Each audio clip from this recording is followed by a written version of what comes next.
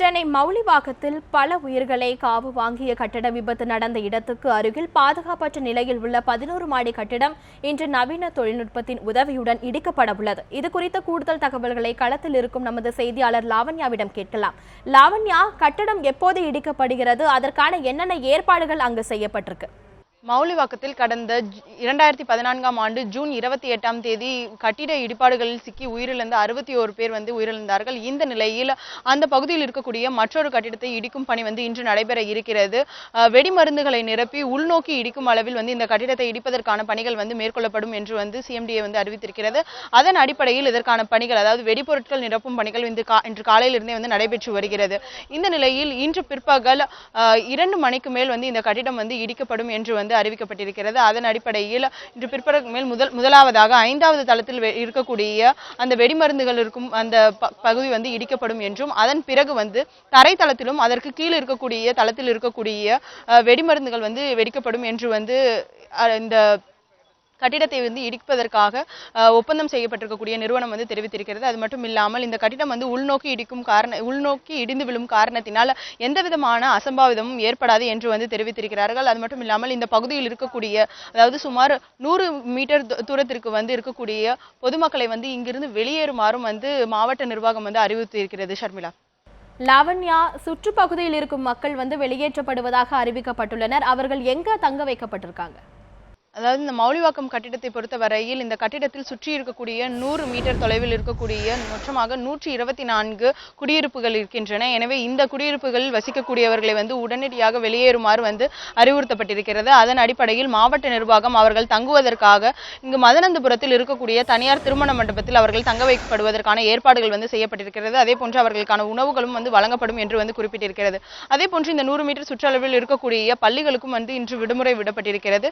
இதன் காரணமாக, அதாவது இங்க இருக்கக்கூடிய இந்த கட்டிடம் இடிக்கும் பொழுது எந்த விதமான அசம்பாவித சம்பவங்களும் ஏற்படக்கூடாது என்பதற்காக பல்வேறு முன்னெச்சரிக்கை நடவடிக்கைகளை மாவட்ட நிர்வாகம் மேற்கொண்டிருக்கிறது. குறிப்பாக இங்கு இந்த கட்டிடம் இடிந்து விழுகும் பொழுது அதிக அளவில் புகை மண்டலம் கிளம்பும் என்ற காரணத்தினால் தீயணைப்பு வாகனங்கள் மூலமாக நீர் பேச்சு இந்த புகையினை கட்டுப்படுத்துவதற்கான ஏற்பாடுகளையும் செய்திருக்கிறார்கள். அதே போன்று ஆம்புலன்ஸ் வாகனங்களும் தயார் நிலையில் இருக்கிறது. எந்த விதமான ஒரு அசம்பாவித சம்பவங்களை தவிர்ப்பதற்காக இது போன்ற முன்னெச்சரிக்கை நடவடிக்கைகளை மேற்கொண்டு வருவதாக நேற்று மாவட்ட நிர்வாகம் குறிப்பிட்டிருந்தது.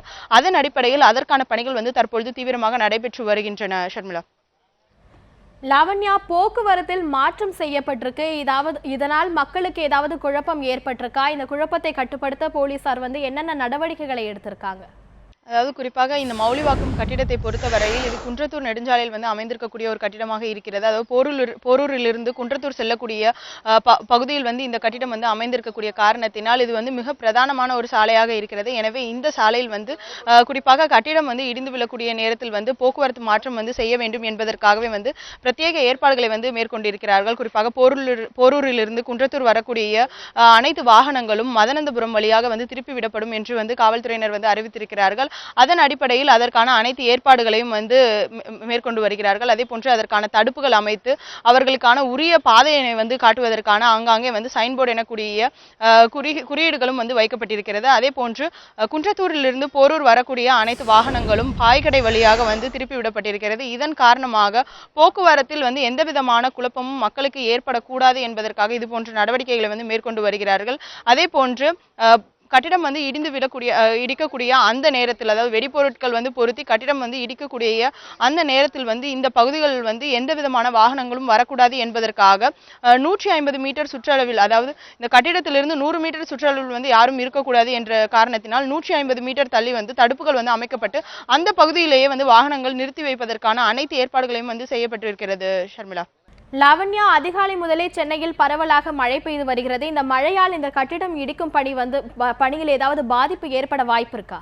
இது தொடர்பாக நம்ம கேள்வி இந்த கட்டிடத்தை இடிக்கக்கூடிய அந்த நிறுவனத்தின் நிர்வாக மேலாளர் பொன்னுலிங்கத்திடம் முன்வைக்கப்பட்டது. அதற்கு அவர் பதிலளித்த போது மழை காலத்திலும் அதாவது தண்ணீருக்குள் இருக்கக்கூடிய நிலையிலும் வெடிக்கக்கூடிய வெடிமருந்துகள் வைத்தே இந்த கட்டிடம் தகர்க்கப்படுவதற்கான ஏற்பாடுகள் செய்யப்பட்டிருக்கிறது. எனவே இந்த கட்டிடத்தில் இடிப்பதற்கான பொருத்தப்பட்டிருக்கக்கூடிய வெடிமருந்துகள் அனைத்துமே தூண்களில் துளையிட்டு அங்குதான் பொருத்தப்பட்டிருக்கின்றன. எனவே அது மட்டும் இல்லாமல் மழை பெய்தாலும் இந்த கட்டிடத்தை இடிக்கக்கூடிய பணியில் பணியில் வந்து எந்த விதமான சுணக்கமும் ஏற்படாது என்று மாவட்ட நிர்வாகம் வந்து தெரிவித்திருக்கிறது. அது மட்டும் இல்லாமல் இந்த கட்டிடத்தை வந்து இடிக்கக்கூடிய பணிக்காக பயன்படுத்தக்கூடிய வெடிமருந்துகள், அதாவது குறிப்பாக அங்கீகரிக்கப்பட்ட அனுமதிக்கப்பட்ட வெடிமருந்துகள் தான் பயன்படுத்தப்பட்டு வருவதாகவும், அதே போன்று ஆர்டிஎக்ஸ் போன்ற வெடிமருந்துகள் வந்து தண்ணீரிலும் வந்து வெடிப்பதற்கான சாத்தியம் இருப்பதால் மழை பெய்தாலும் இந்த கட்டிடத்தை இடிக்கக்கூடிய பணியில் வந்து எந்த விதமான சுணக்கமும் ஏற்படாது என்று வந்து இந்த கட்டிடத்தை இடிக்கக்கூடிய நிறுவனம் வந்து தெரிவித்திருக்கிறது. ஷர்மிளா.